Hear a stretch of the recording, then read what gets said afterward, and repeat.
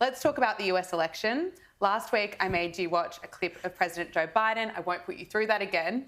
Let's look at independent candidate for the US President, RFK. He has tweeted, if Democrats are truly determined to beat President Trump, they should withdraw from the race and leave me to run against him.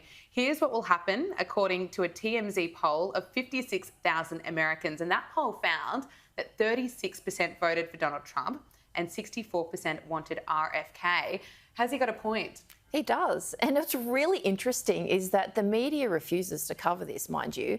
But remember when Trump was running and everyone said, this is ridiculous, he doesn't have a chance, it's never going to happen?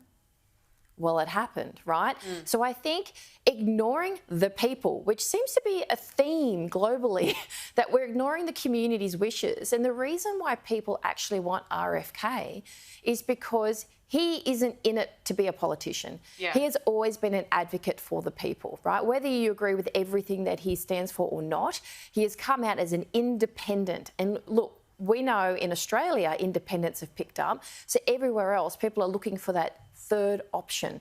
And the two major parties don't like that. And he's also got a brilliant running mate, Nicole Shanahan. What impact do you think she will have? Interesting. So her story is quite, well, not unique really, but what I think a lot of people don't like, she actually came from an immigrant family, single mum, came from a single mum, raised by a single mum. She's a self-made millionaire, right?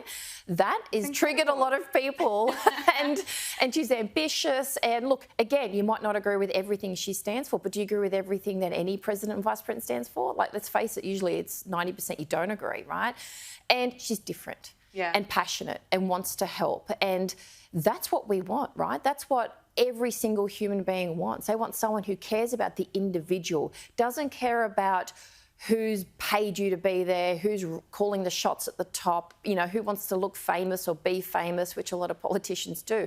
I think she'll bring a different angle. Mind you, Democrat, and don't forget RFK was an ex-Democrat. So this is another whole, I've quit you, which a lot of people have quit the Democratic Party for many reasons, and I'm going independent. So seeing that shift overall is quite refreshing, and I think it's going to give hope to a lot of people.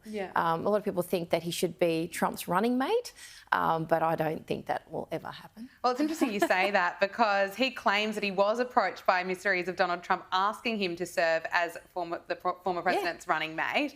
A top aide of Mr. Trump refuted the claim, denying any approach to him about joining the ticket as vice president. What do you make of it? I think they probably hinted at the idea. Usually in politics what they do is like to rumour it first to see of how people react, and maybe they didn't get the response that they wanted.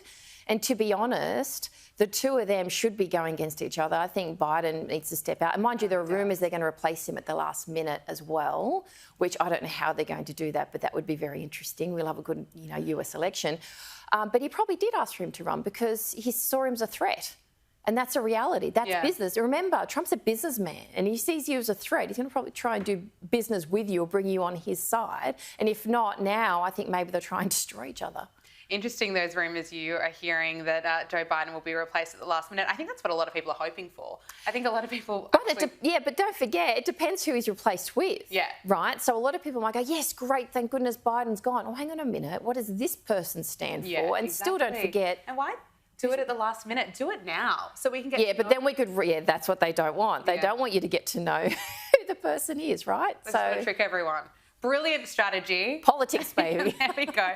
Look, you touched on this before about how the US media just aren't covering all there is to cover when it comes to the US election. What are you seeing, and why do you feel that, or why do you believe that the US media aren't covering the election impartially? I think the US media lost its, how can I say, reputation during COVID and lockdowns when they all started to say the exact same thing. No one was allowed to have an opinion, whether you agreed or not. That's the whole point of having discussion, right? That seemed to happen right here in Australia too, by the way, apart from Sky News. Yeah, and just we need to have that, the difference of opinion and having those discussions, because that's how you come up with new ideas and get support. The fact that they're not covering Trump or RFK, it's become ridiculous. Everyone thought it was just an anti-Trump thing. It's not. It's a we want Biden to win full stop thing. And unfortunately, what's happened is that people have turned off mainstream media. And now you've got podcasts. Now you've got YouTube channels. Now you've got Instagram. You've got digital shows. Digital shows, exactly. And people are flocking to them. Yeah. So I think mainstream media, I have this suspicion that are they self-sabotaging? Do they want to disappear? Do they want to go? Because they're on their way out. Yeah, well, we'll have to wait and see. I don't know why you'd want to self-sabotage, but I don't think they realise they're doing it. Maybe often people in those positions fear losing their job. And if they say anything outside, which we've seen happen, if they say anything outside of the script, they lose their job. And that's their livelihood. So I don't really blame the journalists because they're trying to keep their job, right? It's the board, it's the top. Why are you doing this, right? And to push back, we need to go elsewhere.